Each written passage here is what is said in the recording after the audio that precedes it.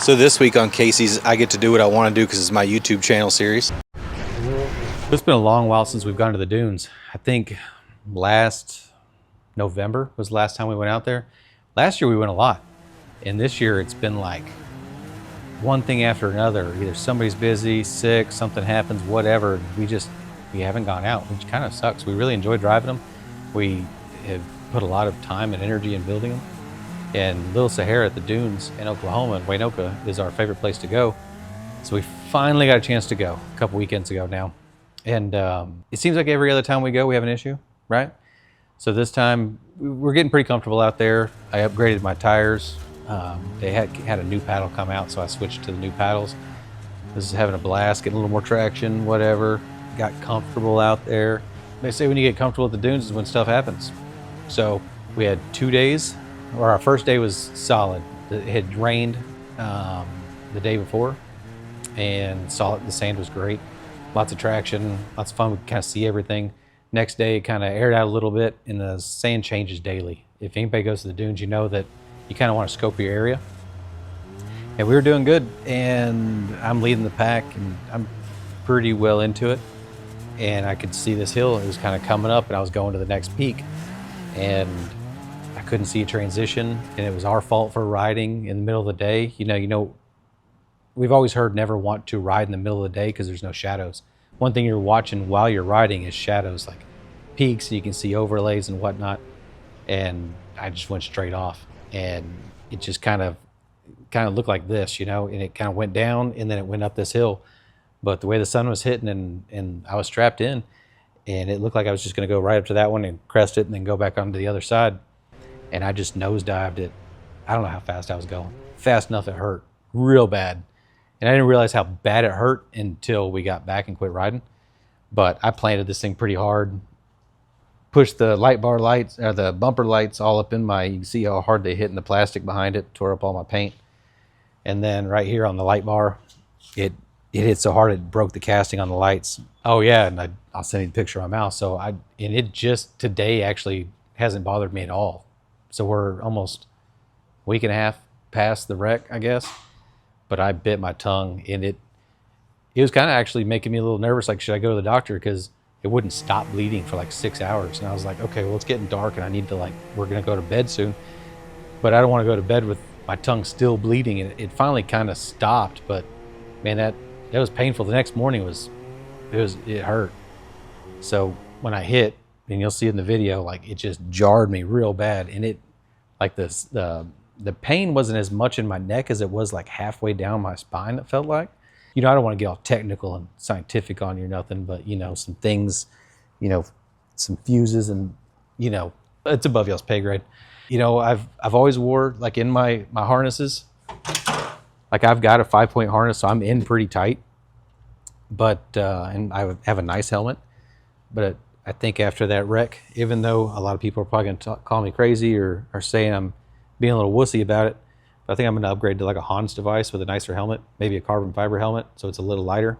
I go fast. When we go through the trails at Waynoka, I don't lift very much at all. In this video, if you see it, at night, we're 60s probably average. Sometimes I've seen up to 70, 75 miles an hour, and sometimes slower. But if we can get through the whoops and nobody's out there and we feel pretty good about it, because usually when we ride night rides, it's after midnight. Because you can sit up on the hills, you can listen, you can't see nobody. And once it's been quiet for a while, we'll go down to the trails and you follow the tree line. And we're getting it. And all it would take is clipping a tree, because some of those trees, we're going through there and you feel like you need to get skinny on some of them. And then right behind me, after I nosedived, they saw the sand blow up, is what Steve said.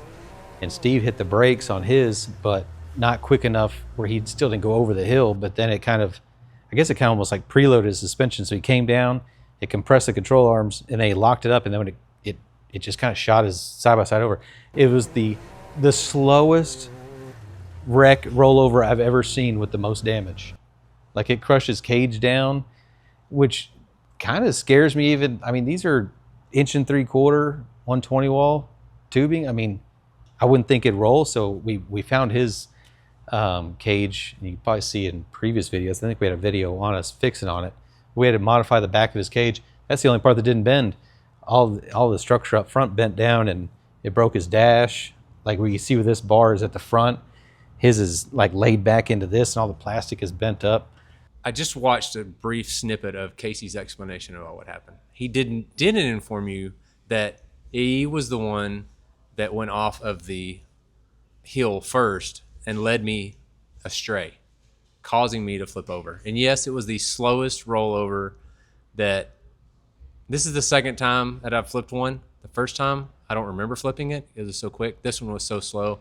I could feel myself going, no, as I'm going over the top and landing on the top of my side-by-side. Yes, it messed up my cage. It must have been just a cheap cage, I'm guessing, but it is what it is. We'll fix it. We flipped it back over. It smoked for about, I don't know, minute and a half after I cranked it back up, and we drove it back to the camp. Casey took some Tylenol. I took some Tylenol. I think we went and got some Aleve at that point as well. And then we decided to go back out that night. So it didn't ruin the weekend by any means, but it was definitely not pleasant being upside down again at Little Sahara. That actually sucks. I'm a 50-50 kind of deal. So the next time out, it could be great and another, upside, or I could be flipped over again. But, I mean, it hadn't stopped me from going. It's not going to stop me from going because I have a good time, but does it suck that it's cost me money every time that I've done that? Yes, it actually absolutely sucks. So, but we'll fix it. No problem. We fix it. No problem. Steve's wrecked 2 of the 4 times he's been out there on side-by-sides. And I'm kind of surprised he hadn't not wanted to go, but before we even went back out Saturday night, he was looking at places to buy another cage from, so we maybe buy one on our way home from Oklahoma. But we have a blast on these things. Anybody out there that rides these things knows that they're an absolute hoot. And it's something we built and we can ride and we can enjoy and drive to its full potential versus like my 48.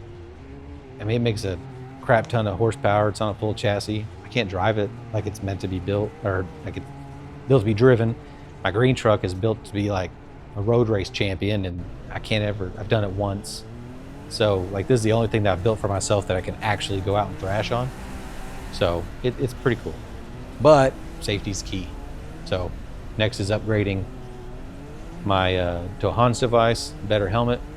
I've already got fresh air, so I'm good to go.